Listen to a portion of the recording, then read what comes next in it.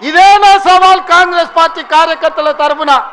చూసుకుందాం కేసీఆర్, నువ్వు నేను వచ్చే ఎన్నికల్లో నువ్వా నేనా, ప్రజా పాలన పాపాల భైరవుడా, మా కాంగ్రెస్ పార్టీ కార్యకర్తల లక్షలాది మంది 10 ఏళ్ళు కేసులు కట్టుకొని జైలుకు పోయి ప్రాణాలు వదిలి ఊపిరి బిగబట్టి జెండా మోసి అధికారంలోకి వస్తే పాపాల భైరవుడు రావాలి, ప్రజా పాలన పోవాలి అని మాట్లాడడానికి నీకు సిగ్గెట్లొచ్చిందని నేను అడుగుతున్నా మనిషిని.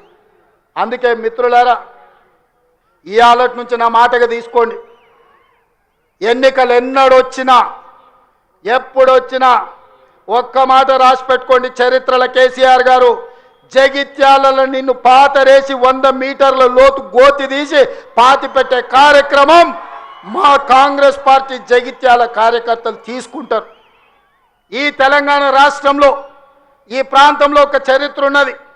94 నుంచి 2004 వరకు 2 సార్లు తెలుగుదేశం అధికారంలో ఉన్నది.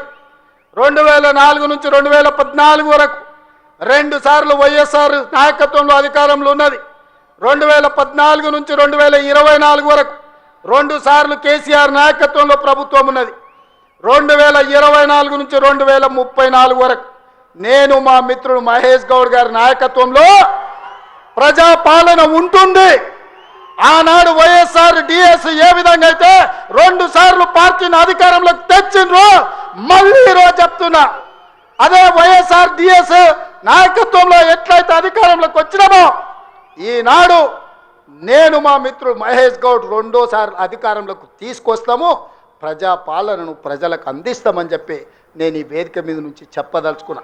చరిత్ర పునరావృతం చేసే బాధ్యత మాది, చరిత్రను నిర్మించే బాధ్యత నాది, చరిత్రలో సువర్ణ అక్షరాలతో లిఖించే విధంగా ప్రజాపాలన అందించే బాధ్యత మాది.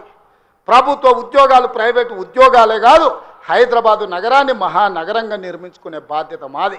కూలిపోయిన కూలేశ్వరాన్ని చక్కగా చేసుకొని మళ్ళీ నీళ్ళు అందించుకునే బాధ్యత మనది. పాలమూరు రంగారెడ్డి ఎత్తిపోతలు కావచ్చు, జూరాలు కావచ్చు, భీమా కావచ్చు, నెట్టంపాడు కావచ్చు, కోయిల్సాగర్ కావచ్చు, శ్రీరామ్ సాగర్ కావచ్చు, దేవాదులు కావచ్చు, సీతారామ ప్రాజెక్టు కావచ్చు, కాళేశ్వరం ప్రాజెక్టు కావచ్చు, మా మిత్రుడు చెప్పిన చిన్న కాళేశ్వరాన్ని పూర్తి చేపించే బాధ్యత నాది. మిత్రులారా, మీకు అండగా నిలబడి మీరు అండగా ఉండండి, నాతో పాటు నడవండి. ఎవడు వచ్చినా తొక్కుకుంటబోయే బాధ్యత మనం తీసుకుందాం. ఈ దేశంలోనే నేను చెప్పదలుచుకున్నా, ఈ దేశంలోనే అత్యధిక మెజార్టీతోని రాష్ట్ర ప్రభుత్వాన్ని ఏర్పాటు చేయడమే కాదు, వచ్చేసారి తెలంగాణలో 15 పార్లమెంటులను గెలిపించి రాహుల్ గాంధీని ప్రధానమంత్రిని చేసే బాధ్యత నాది, మీది. ఈరోజు ప్రతిన బూనుదాం, రాహుల్ గాంధీని ప్రధానమంత్రిని చేద్దాం.